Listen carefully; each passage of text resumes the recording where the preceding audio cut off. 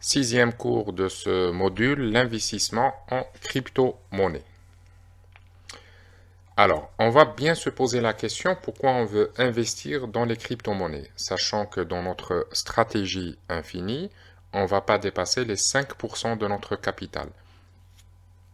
Et on va se poser la question pourquoi on veut investir dans les crypto-monnaies.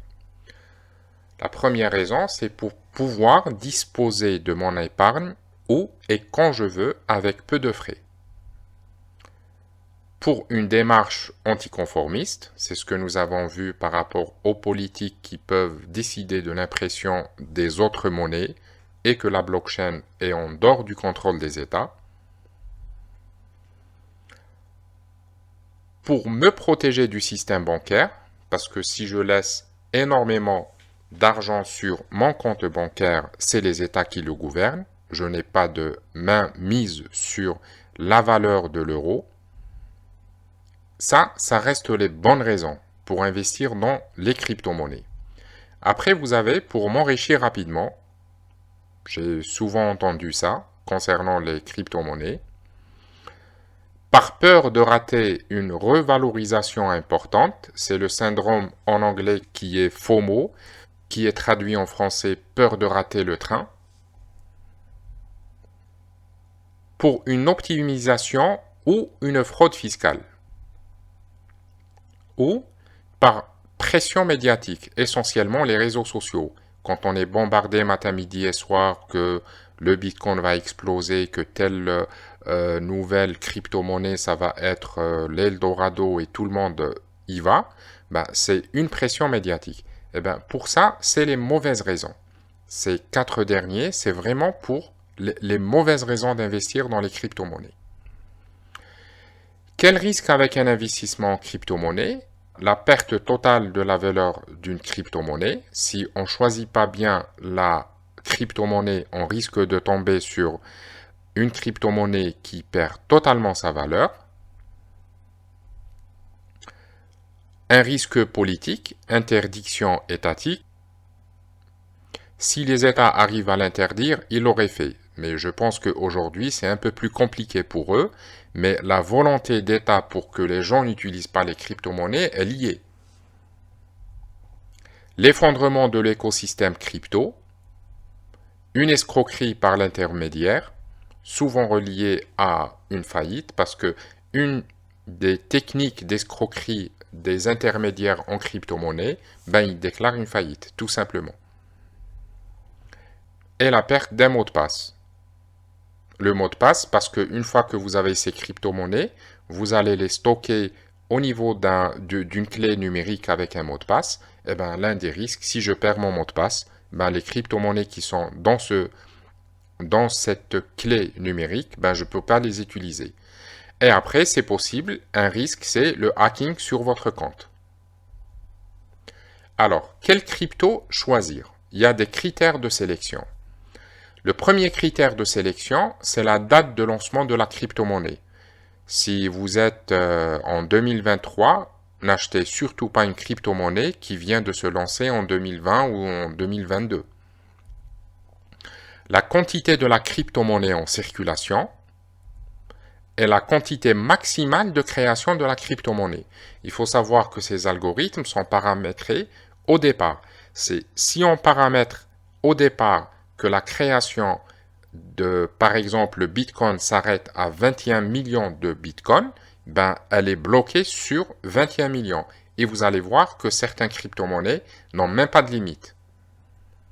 Autre critère, le nombre maximal de transactions par seconde et le temps nécessaire pour création d'un bloc, c'est-à-dire c'est le travail des mineurs.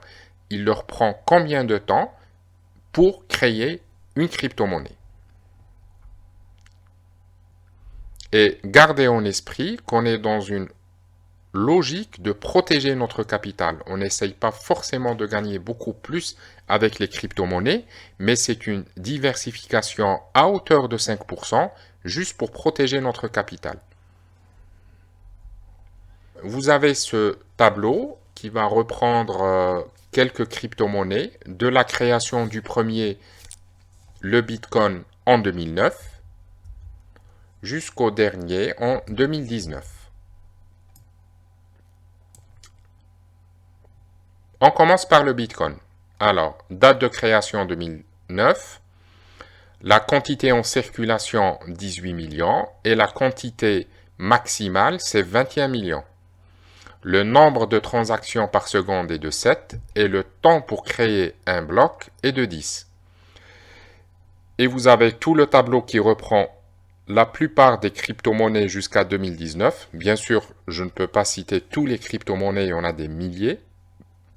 Mais ça vous donne une base de comparaison. Si vous voulez acheter une autre crypto-monnaie, essayez de la passer à travers ce filtre, à travers cette façon de faire. C'est la meilleure méthode que vous ne tombez pas dans une crypto-monnaie qui est vouée à l'échec, qui ne vaudra plus rien d'ici quelques temps.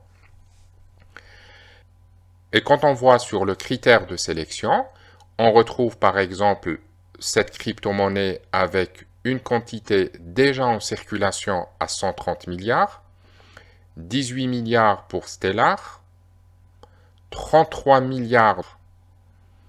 Et pour cette crypto-monnaie, eh ben, elle reste sans limite. C'est-à-dire que les algorithmes, les logiciels continuent sans cesse de créer cette crypto-monnaie et sans limite. Et nous, c'est ce que on veut pas. On veut une crypto-monnaie qui est limitée dans sa quantité. À terme, elle sera limitée. Parce que sans limite, ben, c'est à peu près revenir au système bancaire où les États et les gouvernements ben, vont créer des dollars et des euros sans limite. Sans limite, on supprime tout ce qui est sans limite. On considère que 45 milliards, c'est une limite acceptable, à peine acceptable. Pour le nombre de transactions par seconde, 7 transactions par seconde pour le Bitcoin, nous considérons que c'est acceptable, que tout ce qui est moins de 100 est acceptable. Quand on est sur 1000 transactions par seconde, nous validons pas. Plus de 1000 transactions par seconde, on valide pas. 250, on valide pas. Et 2800 et 50 000 transactions par seconde, on valide pas. Et là, c'est le temps pour créer un bloc. Là, par exemple, vous voyez que pour le Bitcoin, il faut 10 minutes pour créer un blockchain pour la création d'un seul Bitcoin. 3 minutes pour le Litecoin.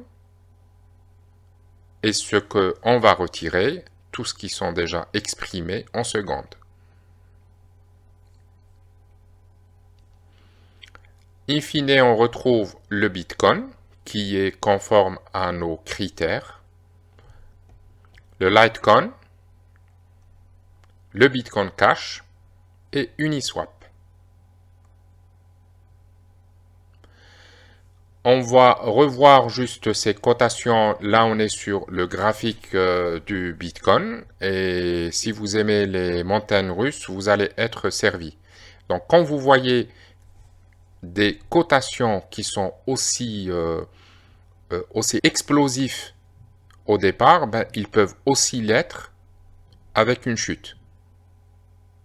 Gardez en esprit que c'est ce qu'on appelle que c'est extrêmement volatile. La variation du Bitcoin est extrêmement volatile. Il est vrai que ceux qui ont acheté exactement à ce jour, en octobre 2020, et puis en juillet 2021, il a atteint son sommet, c'était profitable pour eux. Mais ceux qui ont acheté, par exemple, en juin 2021, pendant le sommet, ben, ils ont eu une vraie perte. Et c'est ce risque qui est autour des crypto-monnaies que nous voulons pallier. Là, le Litecoin, et regardez ces montagnes russes. Regardez comment cette variation se fait. N'oubliez pas que la variation ici ne dépend pas d'une performance, d'un résultat. Il ne dépend que de l'offre et la demande. et l'offre et la demande dans le milieu des crypto-monnaies, et c'est pour ça qu'il y a une divergence dans les savants de la finance islamique, c'est que cette variation est complètement spéculative, c'est-à-dire c'est une spéculation qui fait que beaucoup de gens veulent acheter du Bitcoin, et sur une spéculation, tout le monde commence à vendre les Bitcoins. Et il n'y a pas d'autre fondement. Et à la fin, Uniswap, avec cette chute qui a valu pendant quelques jours quelques centimes, et puis une remontée et une baisse, et ainsi de suite. Et c'est tout pour le cours des crypto-monnaies, mais au 5e module, on va ouvrir un compte et acheter quelques crypto-monnaies. Et on se retrouve dans le prochain cours.